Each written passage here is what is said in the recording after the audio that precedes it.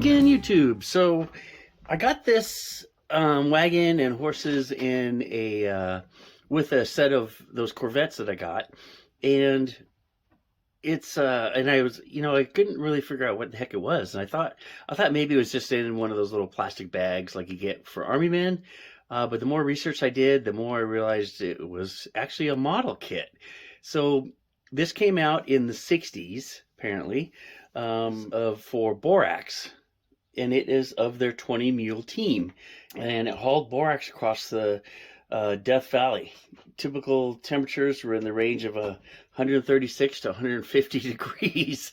So there would actually be two of these things right here, these wagons, and then they would pull a water tank in the back, and plus they had to pull of course, their food and everything else, and it was a two-man operation. You called the skinner, and then there's one other guy that had to feed the horses, do the dishes, and but the skinner held like a 120-foot long steer rope, basically, and he also had to be somewhat of a veterinarian and put shoes on the mules also. So anyway, yeah, I just thought you guys might be interested in seeing that. It's kind of some history.